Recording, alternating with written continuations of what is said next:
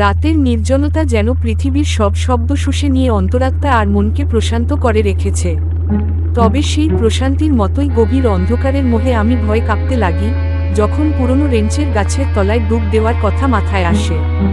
এই গাছ, যেটি শহরের প্রান্তবর্তী এক ভুলে যাওয়া মুক্তাঙ্গনে নির্ভয়ে দাঁড়িয়ে আছে, তার বনভূমির মতো ক্ষীণ ছায়ার নিচে লুকিয়ে আছে এমন কিছু যা আমাকে বারবার ফিরে যেতে বাধ্য করে।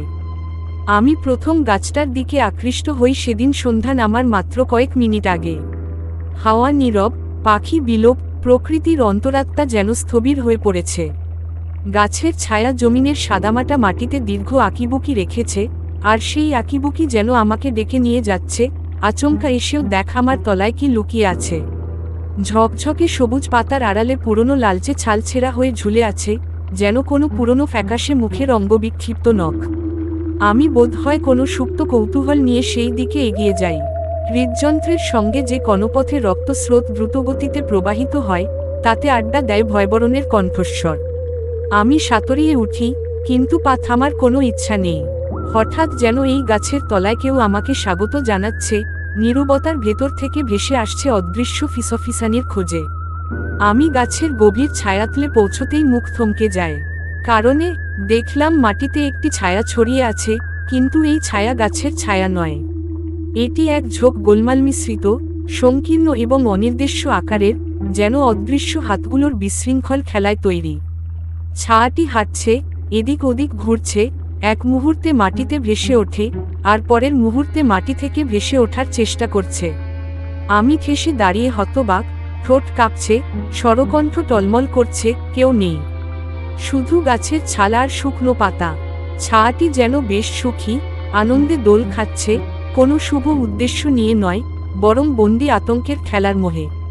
আমার শরীর অদ্ভুতভাবে চুম্বকের মতো আকৃষ্ট হচ্ছিল ছায়াটির সঙ্গেই, যেন বাধা পড়েছিল কোনো অদৃশ্য দড়িতে। হঠাৎ ছায়াটির পাশ দিয়ে আমার হাত বয়ে যায়। তাতেই খুচি খুচি অনুভূতি নিয়ে ঠোঁটের সামান্য চিলা কেঁপে ওঠে। আমার চুলের ভিতর দিয়ে যেন কেউ হিম হিম করে ফিসফিস করে, এসো, এসো কাছে এসে। আমি দৌড়াতে চাই, কিন্তু পা গেছে গুটিয়ে। মনে হলো কেউ হাত দিয়ে ঠেলে দিচ্ছে যতদূর সম্ভব, সেই সঙ্গে অন্য কেউ পিছন থেকে শিহরণ লেগিয়ে বলছে, বাহির বেরিয়ে যা। আমি সংকোচের মধ্যে সামান্য সরে আসি, তখন দেখি গাছের এক টুকরো ছাল সরিয়ে পড়ছে, আর তার নিচে এক বিকৃত মুখ, কাটা দাঁতের মতো ছেঁড়া ছোড়া ছাল পটভূমিতে ফুটে তুলছে দুটি অভিশপ্ত চোখ। চোখ দুটি আমার দিকে তাকিয়ে আছে, আমার মনস্তত্ত্ব ছিঁড়ে ফেলতে চায়, মুখটি অজ্ঞাত এক অশুভ আনন্দে হাসছে। আমি তাকে রেখে পেছনে হাঁটতে চাই, গাছের সাথে লাফিয়ে দূরে যেতে চাই, কিন্তু যে তলে হাঁটছি, সেই মাটি গলিত আবরণ যেন আমার পায়ুইলকে আটকে দিচ্ছে। তখনই যেন গাছ থেকে আওয়াজ ভেসে আসে, কোনো পুরনো বিস্ফারিত আর্তনাদ, যেন নীরব রাতের ফাঁকে ফাঁকে বেদনায় কাঁদছে।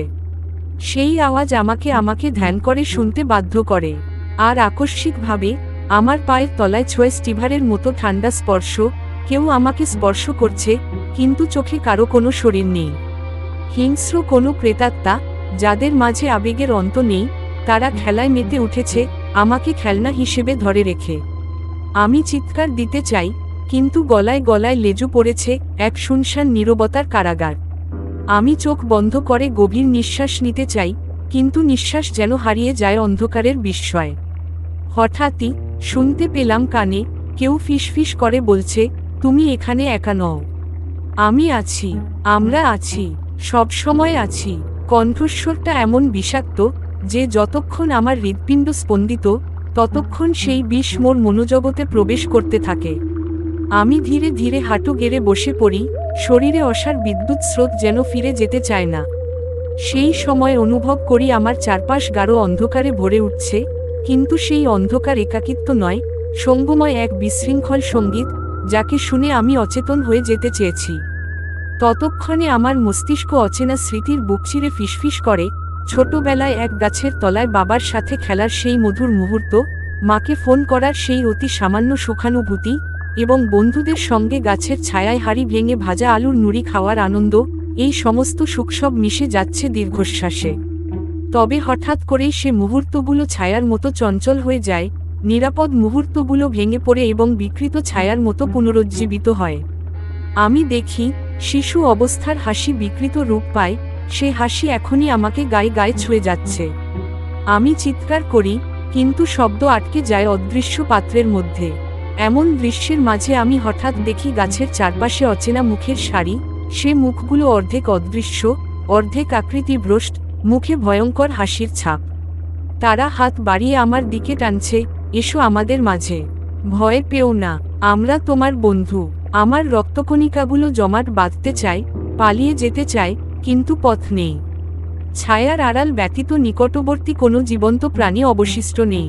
আমি আকস্মিক চেতনা ফিরে পেয়ে উঠে দাঁড়াই, রঙিন পাগড়ি পরা সেই গাছের ছায়া ছাড়িয়ে দৌড়াতে চাই, কিন্তু ভাস্করহীন মাটি যেন আমার পায়ের গোড়ালিকে আটকে রাখে। আমি বুক ধাঁধিয়ে কাঁদতে চাই, আনন্দে নয়, বরং সেই বুক ফাটানো আতঙ্কে। অবশেষে আমি গাছের মোড় ঘেঁষে এক মগ করে আলো দেখতে পাই, দূরে একটি রাস্তার বাতি ম্লান হয়ে জ্বলছে, যেন জীবনের প্রতীক।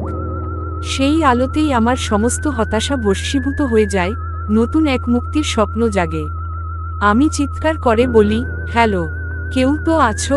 আমাকে সাহায্য করো।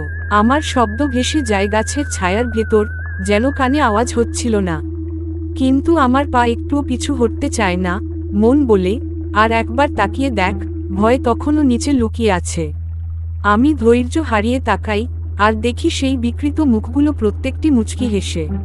ছায়ার মতো অবয়বগুলো একে একে দৌড়ে আসে, গাঢ় শ্লেষে ফিসফিস করে, আমরা কেড়ে নেব তোমার শব্দ, তোমার মুক্তি, তোমার জীবন। তারা ছায়ার মতো বাঁকিয়ে গাছের শিকড়ে মিলিয়ে যায়, তারপর আবার উঠে আসে, আমাকে ঘিরে ফেলে। আমার চোখ বন্ধ হয়ে আসে, আলো আর অন্ধকারের খেলা যেন একটা বিন্দুতে এসে মিলেছে। আমার হৃৎপিণ্ড আর রক্তবিন্দু না থাকে, শুধু ভয় লাগা থাকবে, সেই ভয় আজীবন থাকবে। কেউ আমাকে উদ্ধার করলো কিনা জানি না। পরদিন সকালে কেউ আমাকে সে গাছের কাছে দেখল, আমি সেখান থেকে নির্বাক অবস্থায় উঠে দাঁড়িয়েছিলাম, চোখ ফাটা, মাটিতে হাত রেখে। আমি কোনো শব্দ করিনি, তবে আমার মুখে এক ফোঁটা অখ্যাত বিষাদের ছাপ ছিল, যেন আমি অশান্তির ভেতর থেকে ফিরে এসেছি। তারপর থেকে আমি আর কখনো গাছের তলায় ঢু মারি না। তবে রাতের নিস্তব্ধতায় মাঝে মাঝে মনে হয়, সেই বিকৃত ছায়াগুলো আজও ওদের খেলা চালিয়ে যাচ্ছে গাছের তলায়, শুধু অপেক্ষা করছে পরের কোনো নির্দোষ প্রাণকে ভয় বন্দি করে রাখার। অনেক সময় পর এক অশান্ত স্বপ্ন আমাকে জাগিয়ে তোলে, গাছে লুকিয়ে থাকা ভূতের ফিসফিসানি যেন এখনো আমার গর্ভে রত। মন খারাপ সত্ত্বেও এক অনির্বচনীয় আকর্ষণে আমি আবার সেই পুরনো মুক্তাঙ্গলে ফিরি। রাতের নীরবতা, হালকা তুষারপাতের মতো শীতল বাতাস, এবং পেছনে ছড়িয়ে থাকা অচেনা কণ্ঠস্বর,